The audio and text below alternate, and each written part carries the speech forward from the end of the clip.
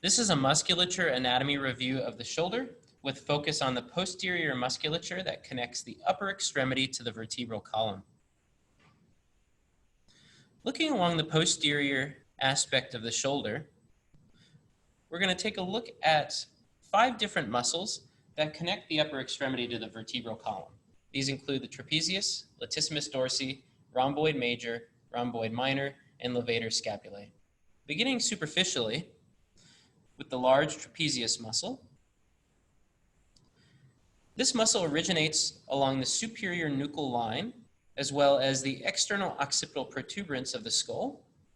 It also has attachments onto the nuchal ligaments within the cervical spine and the spinous processes of C7 to T12. The trapezius inserts along the lateral third of the clavicle, the acromion process, and the spine of the scapula. Trapezius is innervated by cranial nerve 11, or the spinal accessory nerve, and collectively, the trapezius elevates, retracts, and rotates the scapula. Specifically, the superior fibers of the trapezius are going to elevate the scapula. The middle fibers of the trapezius are going to retract the scapula, and the inferior fibers of the trapezius are going to depress the scapula. Sitting inferiorly to the trapezius along the back is the very large latissimus dorsi muscle.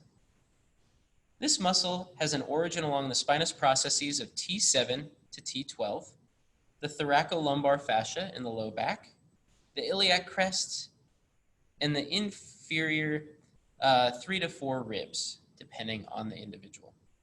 This muscle runs through the axilla, through the armpit, and inserts onto the floor of the bicipital groove on the anterior and lateral aspect of the humerus.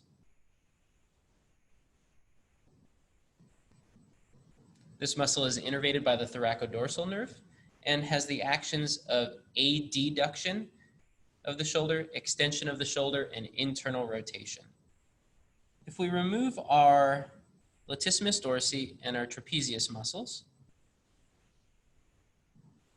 we get to some deeper muscles that connect the spine to the upper extremity.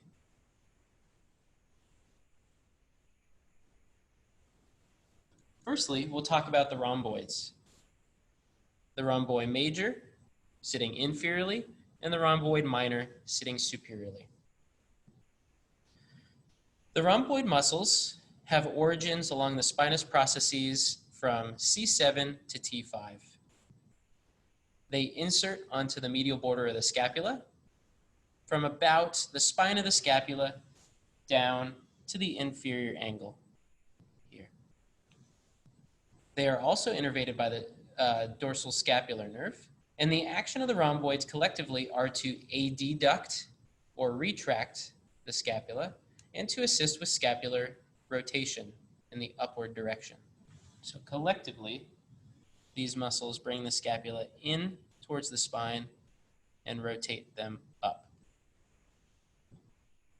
Sitting superiorly to the rhomboid minor is our levator scapulae. This muscle has an origin along the transverse processes of C1 to C4 and inserts on the superior angle of the scapula.